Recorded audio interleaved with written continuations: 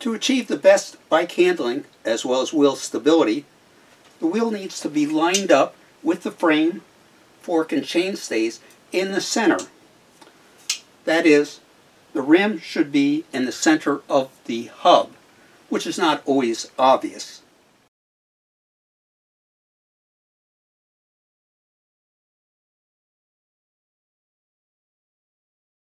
To ensure this is the case, we use a dishing tool.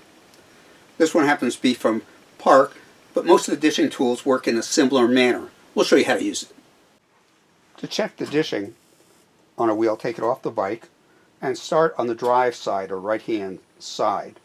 This will be as a reference point. Well, which is the right side of a front wheel? Well, the wheel and the tire should have been installed such that if we were sitting in the saddle, we should be able to see the writing on the hub that is readable and right side up. So this becomes our right side or reference point.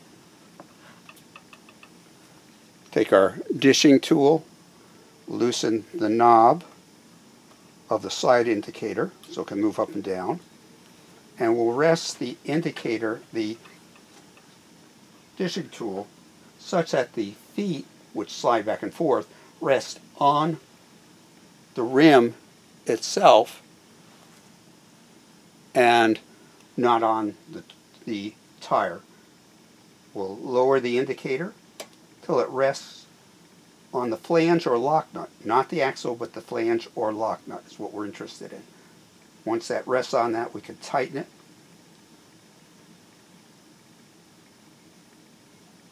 Flip the wheel over.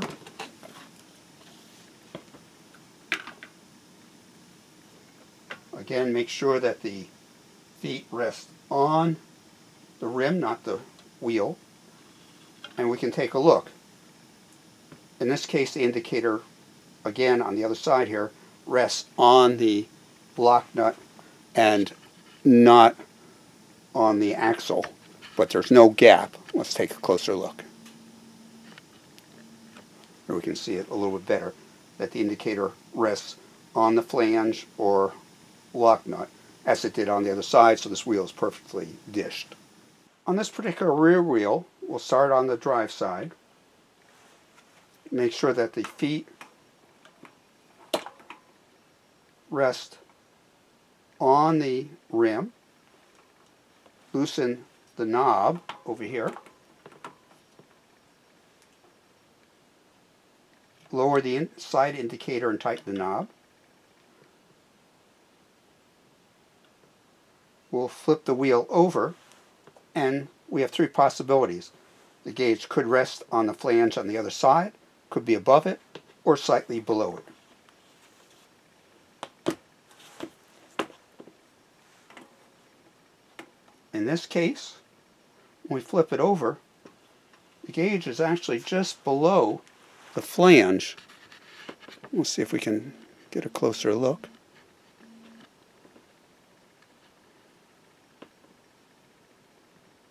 This is what we call a negative gap, and it tells us, alright, with a negative gap we need to start from the other side, in this case the non-drive side. With a negative gap, we'll want to start from the non-drive side and repeat the process. We'll place the feet on the rim, lower the slider, and tighten the knob.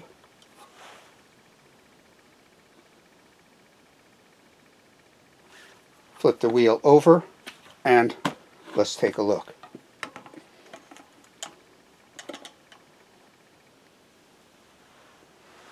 If we look closely, we'll try to cone in on this.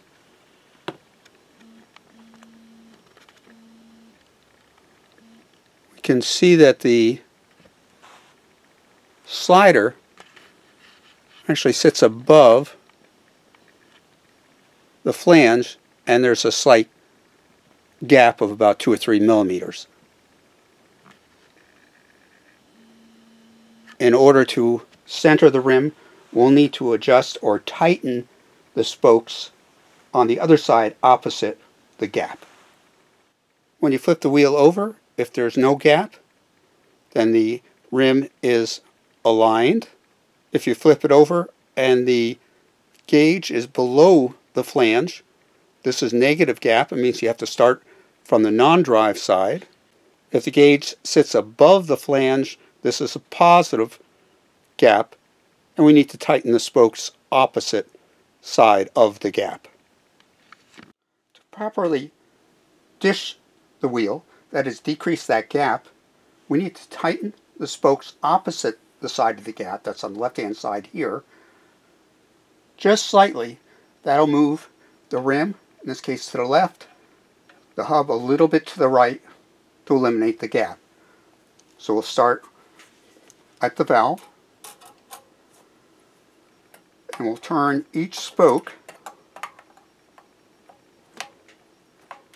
to tighten counterclockwise, maybe a quarter of a turn, and go around and do the whole wheel.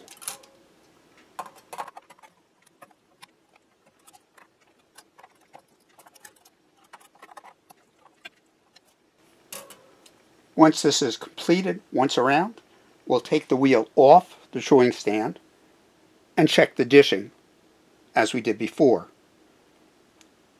If the gap is gone, we're all set. If not, we'll go through again and tighten the spokes opposite the gap another quarter of a turn and recheck.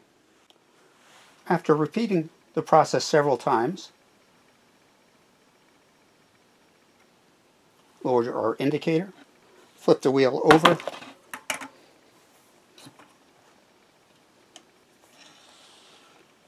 no gap, wheel is properly dished. Well, that's dishing in a nutshell. If you have any questions, additions, please comment below. Subscribe to keep up with our latest videos. This is Tony of Tony 10 Speed. Safe cycling.